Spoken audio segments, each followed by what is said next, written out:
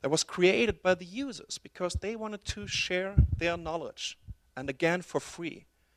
I think right now we have roughly around 8 million articles globally on Wikipedia, which is just amazing. And the way it's getting updated and the way new content is getting contributed to Wikipedia, new knowledge is getting shared on Wikipedia, just amazing.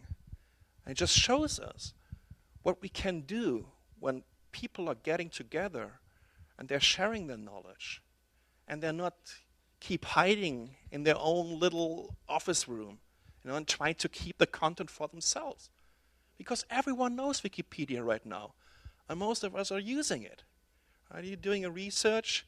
Maybe first of all using Google, but guess what the 2 or 3 top entries are? They're mainly leading over to Wikipedia.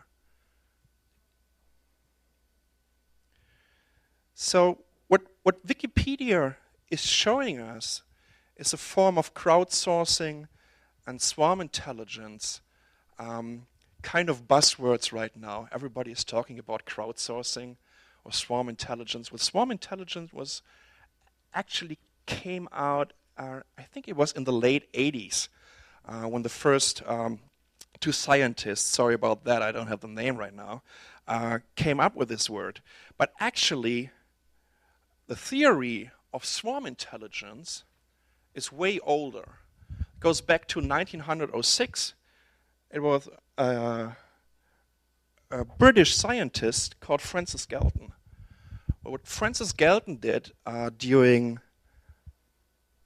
a country fair was he asked people, hey, guess the weight of this bull. And about 800 people participated in this because the winner would have gotten this bull, right? So everyone was guessing the weight. And the interesting thing is that this was actually the first time where someone studied it, how accurate it was becoming. So 800 people were participating.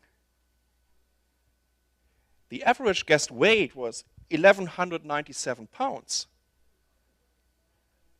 And the actual weight was 1,198 pounds. So it was pretty accurate. It just tells us if a lot of people are coming together and working on something, and exchanging themselves and exchanging their knowledge again, we are coming to very, very accurate results. And actually, that's what's happened. It was so close. So, again, sharing is caring. Actually, when I started by telling you about the meaning, the Latin meaning of culture, it had this meaning of caring. Sharing knowledge, whether it is information, whether it is some kind of content that you're producing, whether you're writing a book, whether you're making music, whether you're just participating on a conference like the COSCUP conference, is somehow caring. You're caring for your community, you're caring for your society, because we all are working together on different projects. There's so many interesting speeches going on over here, where you're getting new influences, where you're getting new knowledge, where you can participate. So what I would like to tell you, and you know what, actually that's pretty interesting, because I had like 36 slides, and I thought I couldn't make it, and you already I still have 10 minutes. That's interesting. What I would like you to take with you back home is just to connect yourself to other people with the same idea of sharing. Sharing is a culture, and it changed the world radically, and it's going to change the world forever, and in a good way.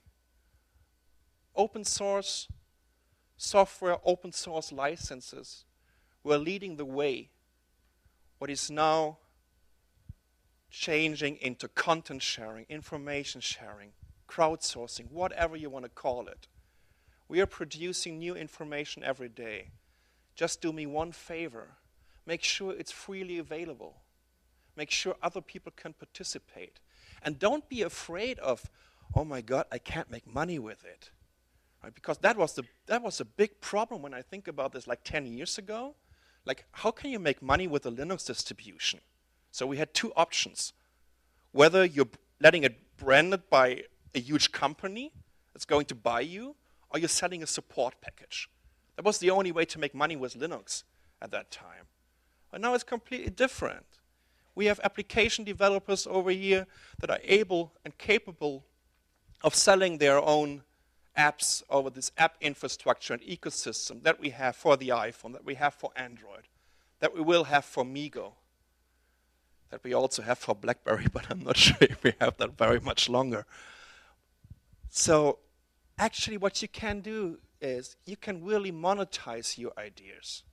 You can monetize your software. You can monetize your projects. So start sharing not only in terms of developing, not only in terms of software, but also start sharing information. You're giving just a little bit into the community, and you're getting so much back every day. It's freely available for you. You just need to open your browser, the most important program in the world, which is your browser, and you can freely access content. And you can freely access free content. Free information is the key to success for societies. It will change the world. And it already changed it in our, as I said before, the COSAP conference is growing by 400%. So somehow it changed already the face of this conference over here. But it's going to change especially the way of society, the societies are going to live, the way industries are going to develop in many parts of the world that are not participating right now in this so-called informational society, in the industrial world. They have no money to buy a computer, say, for $200. Now, $200 is not a lot of money for us, maybe. We have computers like for $2,000, and maybe we're changing them every 2 years. But they can't do that. But what they can do is just getting a very, very simple computer and getting access to the internet and getting access to free information and free knowledge, because that's going to make a difference for them. And I think that's, in my opinion, the fundamental message that you should get out of the open source community, that we are all participating in this, and that we are all taking advantage of open source and of free content and free information. So make sure that you're just not keeping it for yourself, that again, you're also sharing again. And you don't have to do this with a small lizards or something.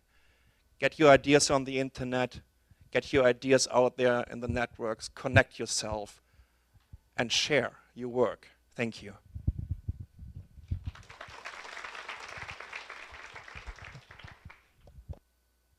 那沙小已经讲完了，有没有问题呢？还是刚刚都看着这个很可爱的小动物，然后一直看着它，也忘记有什么问题了？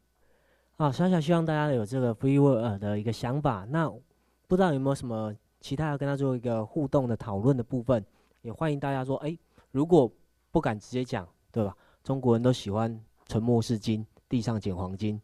那你可以私底下再找笑笑聊一下。那他现在提供了他的联络方法。如果有兴趣，赶快把你的笔纸抄一下，可以跟他 contact。 Okay, of course, feel free to follow me. I'm tweeting in English and in German. I also have a Facebook page, of course, and you can follow us on netbooknews.com. So we're based over here in Taipei. We're doing pretty much every day a new video about our netbooks and mobile computing. Right now we have the biggest reporter account on YouTube from Taiwan. It's one of the top 100 global reporter accounts. And it's not because we are keeping our content for ourselves. It became popular because we are sharing the content. So feel free to listen to my weird accent over there on my YouTube channel. And yeah, just get connected. And if you have any questions, please feel free to ask me. 问题就请大声的问，好，不敢大声的问，你也大方的走过来跟他 shake 一下，跟他说你讲的真好。他可能听不懂中文，你跟他说 I thank you very much。Thank you，谢谢。那再一次掌声，谢谢我们的 Sasha。